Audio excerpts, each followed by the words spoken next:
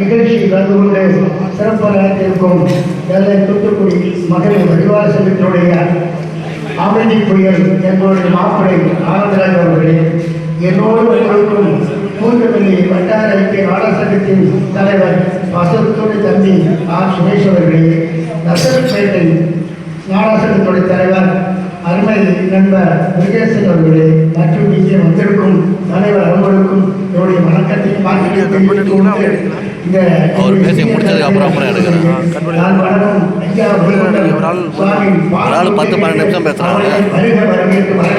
எடுக்கிறீங்களா?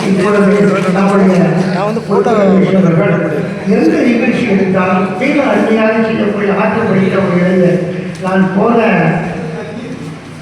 ஒரு மீட்டிங்களை கூட சொன்னேன், உத்தரப்பிரதேசத்துக்கு நம்ம சமுதாயத்திலிருந்து ஒரு நல்ல ஆக்கப்பூர்வ பணியை கொடுத்து செயலாற்ற வேண்டும் சொன்னேன். அதே போன்று இந்த முதலமைச்சர்கள் இந்த ஆலோசனை கூட்டத்திற்கு மிகவும் முதலிலே கூட்டம் போட்டு ஆரம்பித்தவர் முதலமைச்சர். வேற யாரும் இது வரைக்கும் கூட்டமே கிடையாது. அந்த அடிப்படையிலே நான் கூட வண்டலூருக்கு போயிருந்தேன். 9 ஆயிடுச்சு.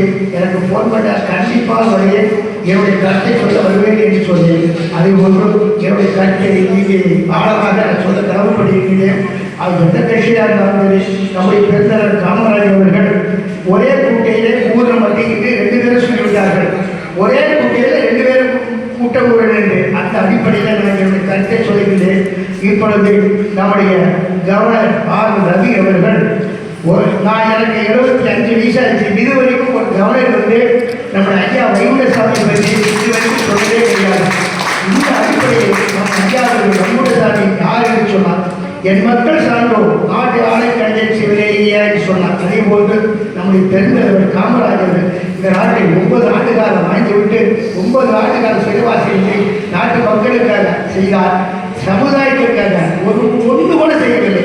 ஒரு நிருபர் கேட்கிறார், ஐயா காமராஜர் ஐயா, நீங்கள் எல்லா ஜாதிகளுக்கும் செய்கிறீர்களே, உங்கள் நாடாருக்கு நீங்கள் ஒன்று செய்யவில்லையே அப்படின்னு சொன்ன உடனே செய்கிறார்.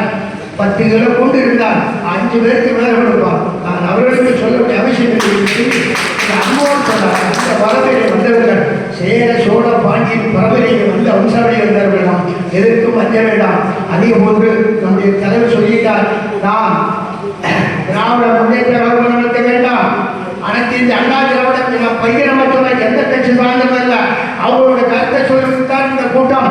அனைத்து இந்த அண்ணா திராவிட முன்னேற்றம் நடத்த வேண்டாம், எந்த கட்சி நடத்த வேண்டாம், ஏதாவது ஒருவரை தேர்ந்தெடுப்பான். அந்த ஒருவர் யார் என்று சொன்னார், பிஜேபி என்று என்னுடைய மனது கருத்து ஆழமாக சொல்கிறேன். நம்முடைய சதானந்தம் என்று சொன்னார் நம்முடைய விஜய் தான். இப்பொழுது நம்முடைய தென் மாநிலத்திலே எத்தனையோ கூடங்குளத்திலே இப்போது ராக்கெட்டை கலந்து செய்கிறார்கள். 15 லட்சம் பேருக்கு வேலை கொடுப்பதாக சொல்லியிருக்கிறார். அதுவும் பெருமைக்குரியது. நம்முடைய மோடிஜி அவர்கள் நான் யாரும் நீங்கள் அந்த கட்சி இந்த கட்சின்னு சொல்லுங்க, எந்த கட்சியும் கிடையாது, ஆணித்தரமாக என்னுடைய கருத்தை சொல்லுகின்றேன். அந்த அடிப்படையில் தான் பேசுகிறேன். நம்ம தலைவர் பெருந்தலைவர் காமராஜ் சொன்னது போன்று எந்த ஆளும் ஒரே கொண்டையில் ஓடின மாட்டதான், அதை எதுவும் கிடையாது. இப்பொழுது மோடிஜி அவர்கள் இன்னும் சிறப்பாக பணியாற்றி கொண்டிருக்கிறார். பார்க்கும்போது நல்லா இருக்கிறது. அதே நேரத்தில் நம்முடைய நான் ஆசி 20க்கு சாமி தொகுப்பு இருந்த அடிகளார் அவர்கள் நான் அவர் நல்ல மனிதன் என்று நினைச்சேன். கிட்டமாக அதிகாரம் ஒரு புத்தியே கிடையாது. இந்த மேடை மாறியாற்றி என்ன சொன்னார், திருமாவளவன் வச்சு என் பேரன் என்றார், சீமான் வச்சு பண்றார், திக கட்சிக்காரர் வச்சு பண்றார்.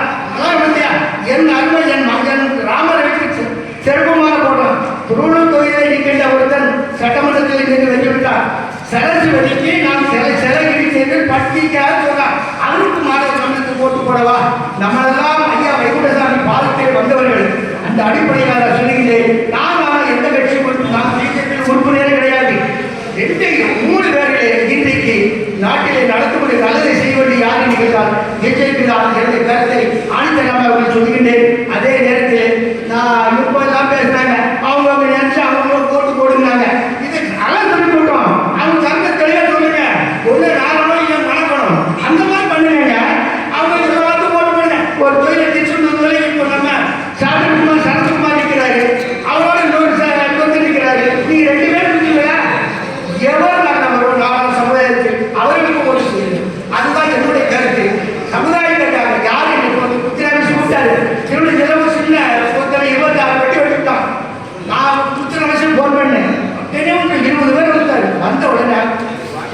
இன்னொரு ஆள் அவர்கள் நீங்க முத்திரமிஷம் கூப்பிட்டீங்க, என்னையும் கூப்பிட்டீங்க, முத்திரமிஷம் பிடிக்காது நம்ம சமுதாயத்தில். நான் உடனே சொன்னேன், எப்பா சமுதாயம் பாதிக்கப்படுற யாரா இருந்தாலும் பார்க்கலாம் அப்படின்னு சொல்லி இவங்களுக்கு கூட சட்டம் பார்த்து முத்திரமிஷம் நான் பணியோட கேட்டேன். தம்பி முத்து, இது வந்து சமுதாய படத்தில் பாதிக்கப்படுற நான் சொல்றேன் மொத்தமாக இடத்தோட போயிருந்தேன். நீங்க கூப்பிட்டீங்க வந்தேன், நான் சொல்றேன் நீங்க போங்க அப்படின்னு உடனே கூப்பிட்டாரு. ஐயா சொல்றாரு, ஒருவர் கேட்டு ஒருவர் கேட்டு ஒருவருக்கு ஒரு நடப்பாக இருக்க வேண்டும் என்று சொல்கிறார். எதுக்கு ஒருவர் சொல்ல ஒருவர் கேட்டு என்றால் நாங்கள் சொல்ல நாகேந்திரம், ஐயா சொல்ல நாகேந்திரம். இந்த மாதிரி அடிப்படையில் தான் நம்முடைய சமுதாயம் வளர வேண்டும். குறிப்பாக ஒரு சின்ன கருத்தை பற்றி சொல்லுகின்றேன்.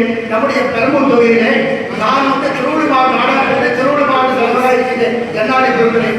சரி, என்னாடி வந்து பெரம்பூரில் நிற்கிற திராவிட முன்னேற்ற நிற்கிறாருக்கு நம்ம சமுதாயத்துக்கு குரல் கொடுக்கிறதுக்கு நான் போயிட்டேன். 35,000 ஓட்டு இருக்கு சமுதாயத்தோடு. கடைசியில் என்ன பண்ணாரு, சமுதாயத்தையே நம்ம ஆட்களை தோற்கடிச்சிட்டாங்க.